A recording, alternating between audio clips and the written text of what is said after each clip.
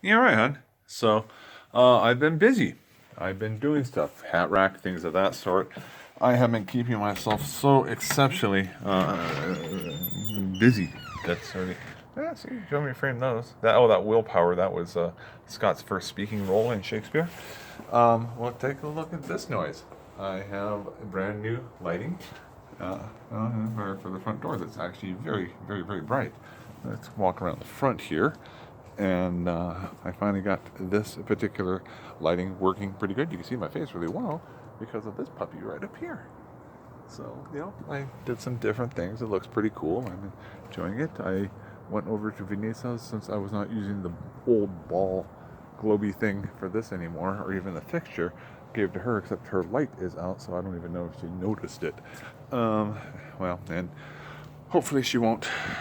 If she does, how cool that is. So, all right. So I got one more project that I did today that I am going to show to you. I had to get tricky with it, but turning around, dun dun dun. Check that noise out, huh?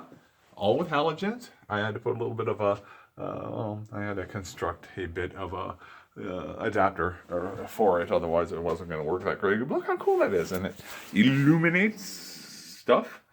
Here's my old doggy Romeo. So this will be next-ish. I don't like that thing, so that's going to be getting out of here. Oh, I'll show them to you.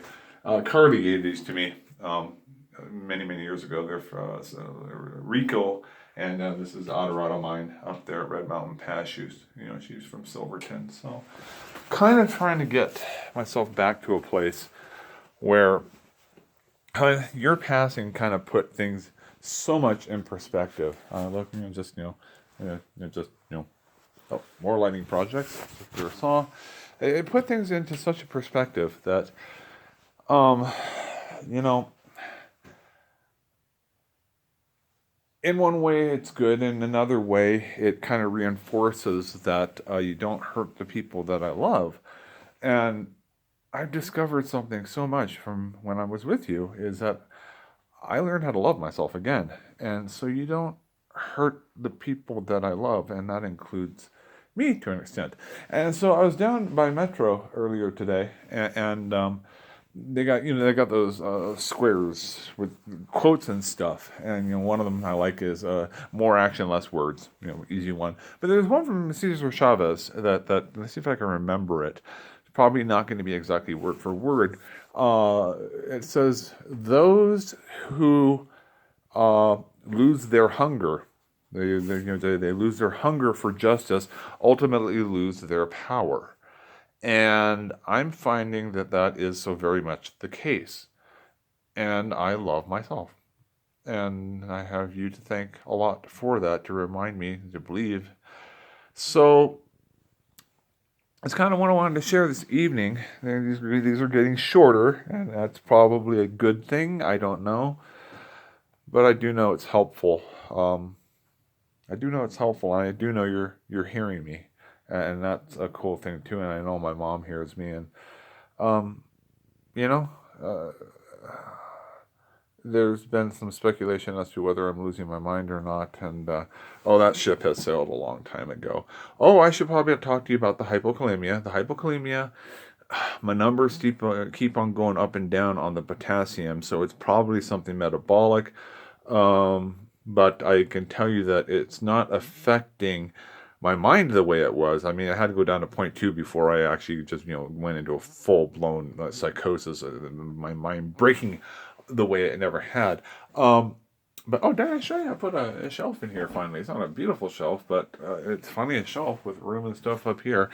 Um, uh, but like right now, I have to be concerned about dropping this phone. It's pretty good. In my OT, occupational therapy's hands. Of course, I know you know that. And then I get a PT. The PT, I've got one more home session, and I'm starting to drive myself again, which is good. It helps. Um, and but the hands are still kind of there. But I got discharged on that one because I have been doing things like puzzles and keyboards and ukuleles and things of that sort that really help with the dexterity. My hands still kind of go away on occasion, but fortunately, it's not both of them at the same time any longer. But I almost feel like I gotta kind of ask your permission on this one. I mean, we really haven't been Steve and Claire the way that Steve and Claire were supposed to be for probably 2.5, 3 months now. I mean, you've passed on over a month ago now, and even prior to that, I was in and out of the hospital so much, and you were in the hospital so much, and for whatever reason, people decided to hurt me. That's okay. I get it. I bounce back. Look, I'm okay again. But particularly with the dubsa. But where was I going with any of this? It's the same thing, huh? I just kind of lose my place because I end up babbling so much. Uh, oh, and the month prior to me going into the hospital, I guess it's been about 2 months. I just wasn't present for you. I wasn't present for me. I wasn't present for anybody. I was losing myself in a brain that didn't have any potassium going to it. That sounds like such a weird thing to say. I think about potassium. I think a solid solution series between like orthoclase or plagioclase or something. I never think about it as something that could kill me. 22 seconds dead. I'll talk to you about that some other time. I had some stuff come to me in 22 seconds. Soccer, you, parents, it's that flashing before your eyes, and I don't know if you got that particular sensation as well. But Beverly, since she's that's my OT, since she's discharged me now, she kind of asked if we can hang out some, get to know each other a bit, and I've told her I'm grieving. I'm still grieving. I'll be grieving for quite some time. In fact, it's going to take something and someone quite magical to.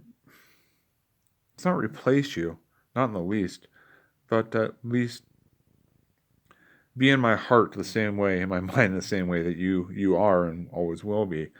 But Beverly's real sweet and she's cute, and she actually said to me one time, very quickly after, she says that I'm the most charismatic man she's ever met, and that right there kind of sounded a little bit like what you said to me at one point, and it kind of creeped me out just a little bit. Look, good side, bad side, good side, bad side. So always photograph me from this side. So I'm kind of asking your permission, and you'll answer me. I know. Yeah, at some point you'll answer me. I don't know if I'm ready to date or be with somebody, but I don't.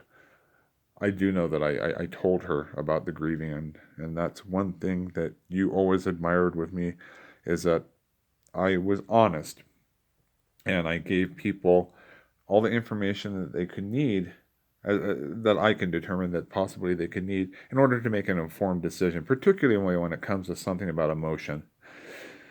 So,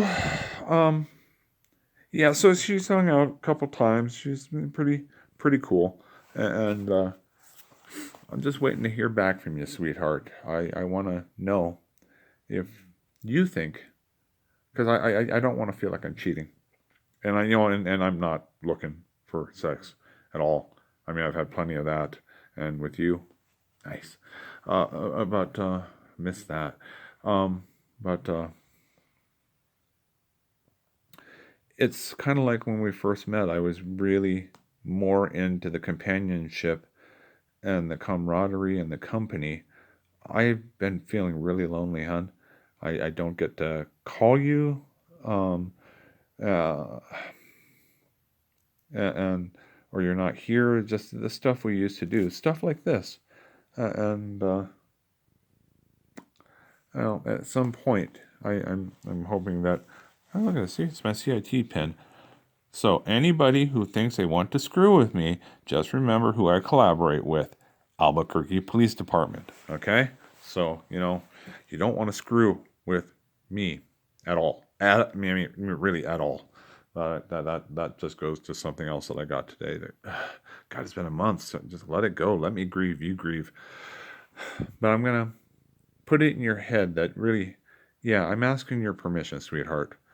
And I don't expect an answer back from you right away. And you can think it over, and I can think it over, and things of that sort. But right now, I'm just really enjoying having somebody around, and and there's there's burgeoning affection, but no one's going to be able to replace you ever. So traditional close off on this one, which is I love you. I would have traded places with you, Claire. I would have gladly died so that you could still be in this world. I've had my chance. I've done what I've done. It's a killer in the home at this point. But I I miss you. I love you. I wish you were here, and you're always going to be in my heart. But I'm joyful a lot of the time now, and I think pretty much only of the great things between us. And I'm actually going to be heading out to El Moro this weekend, and there's that one spot where we got out of the wind. I'm going to go kick back over there and probably sit there for a few hours and just reflect upon perspective. So I love you. I'll always care for you. I'll always be here for you. And I'm going to get baptized. I don't want to miss out on a chance of seeing you again. So take care, beautiful. Bye.